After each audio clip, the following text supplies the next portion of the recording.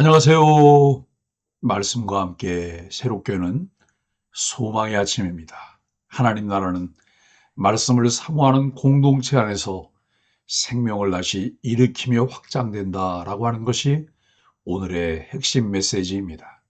사도행전 20장 7절로 12절까지 말씀을 본문으로 하여 말씀과 생명이 함께 숨쉬는 공동체라고 하는 주제로 함께 은혜를 나누기를 원합니다. 지난 본문에서 우리는 큰 소동이 지나간 뒤에도 하나님 나라가 조용한 순종과 지속성을 통해 전진한다는 사실을 보았습니다. 바울의 사역은 더 이상 드라마틱한 장면으로 가득 차 있지 않았지만 말씀으로 사람을 세우는 길 위에서 멈추지 않고 이어지고 있었습니다. 오늘 본문 사도행전 20장 7절로 12절은 겉으로 보면 매우 평범한 장면입니다. 한 공동체가 모여 말씀을 듣고 떡을 떼고 긴 밤을 함께 보냅니다. 그러나 이 평범한 예배의 자리에서 생명이 다시 일어나는 사건이 일어납니다. 하나님 나라는 때로는 이런 사건과 사고 속에서도 확장됩니다. 눈에 띄는 규모가 아니라 말씀을 사모하는 공동체 안에서 일어나는 일들입니다. 사건, 사고 후에 어떻게 대처할 수 있는가는 공동체에게 매우 중요한 일입니다. 오늘 보면 말씀이 어떻게 공동체의 생명을 불어넣는가를 잘 드러내고 있습니다. 첫째, 하나님 나라는 말씀을 사모하는 자들의 모임 위에 세워집니다. 본문은 이렇게 시작합니다. 그 주간의 첫날에 우리가 떡을 떼려 하여 모였더니, 이 구절은 초대교회 예배 모습을 분명히 보여줍니다. 그들은 주일에 모여 말씀을 듣고 성찬을 나누며 공동체로 서 있었습니다. 바울은 다음 날 떠날 예정이었지만 말씀 전하는 일을 서두르지 않았습니다. 오히려 밤중까지 말씀을 이어갔습니다.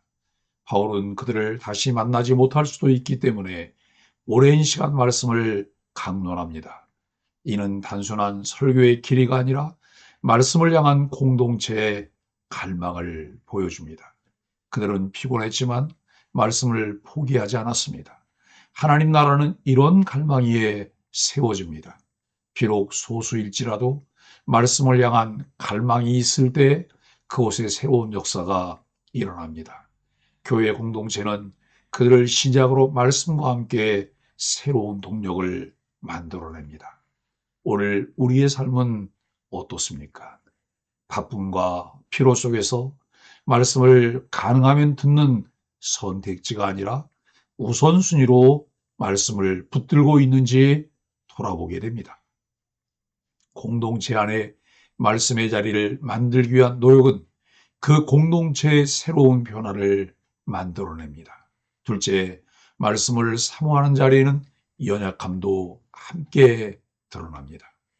밤이 깊어지고 등불이 켜진 다락방에서 유두고라 하는 청년이 창에 걸터 앉아 말씀을 듣다가 깊이 졸게 됩니다. 결국 유두고는 졸다가 3층에서 아래로 떨어지고 죽는 사고가 발생하였습니다. 이 장면은 매우 인간적입니다. 말씀을 듣는 자리에 있었지만 연약함은 여전히 존재합니다. 초대교회는 완벽한 공동체가 아니었습니다. 이 일은 단순한 일이 아니라 공동체 전체를 흔들 수 있는 큰 일이었습니다.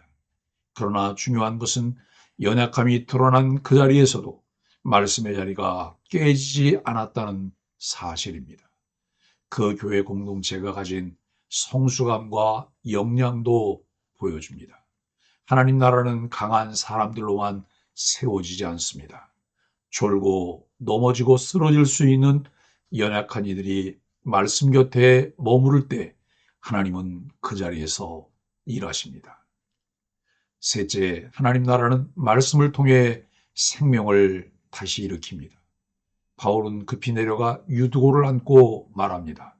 떠들지 말라, 생명이 그에게 있다. 죽은 자에게 생명을 주시는 하나님이 바울을 통해 유고를 살려주셨습니다. 그리고 공동체는 다시 올라가 떡을 떼고 말씀을 나누며 날이 새기까지 함께합니다. 이 장면은 단순한 기적 보고가 아니었습니다. 초점은 기적 자체보다 말씀과 생명이 다시 이어졌다는 사실에 있습니다. 유두고의 회복은 공동체 전체의 위로가 되었습니다. 사람들이 살아난 아이를 데리고 와서 위로를 적지 않게 받았더라라고 말씀합니다. 하나님 나라는 이렇게 확장됩니다. 공동체가 세워지기 위해 분명한 목적의식과 역량이 있는 성숙한 하나님의 사람들이 필요합니다. 함께 협력하며 동역할 수 있는 신실한 하나님의 사람으로 세워져 가야 합니다. 말씀의 자리에서 생명이 회복되고 공동체가 다시 살아나며 위로가 흘러갑니다. 사랑하는 소망의 가족 여러분, 오늘 우리가 세워야 할 공동체의 모습은 어떤 모습이어야 할까요?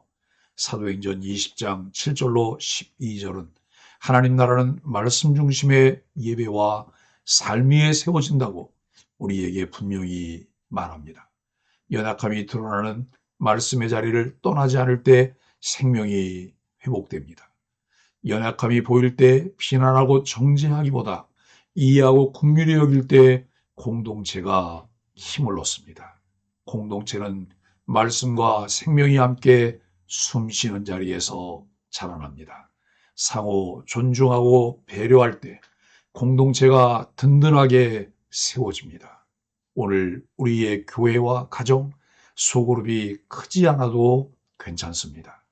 말씀을 사모하며 함께 모이는 자리라면 하나님은 그곳에서 생명을 일으키십니다. 함께 말씀을 묵상하며 나누는 소망의 가족들로 든든하게 세워지길 예수 그리스도의 이름으로 간절히 축복합니다. 함께 말씀으로 드리는 소망의 아침 기도를 합니다. 주님, 피곤함 속에서도 말씀을 사모하는 마음을 잃지 않게 하소서. 연약함이 드러날 때 정죄가 아니라 회복의 은혜가 흐르게 하여 주옵소서. 우리 공동체가 말씀과 생명이 함께 숨쉬는 자리로 세워지게 하여 주옵소서. 예수님의 이름으로 간절히 기도합니다. 아멘.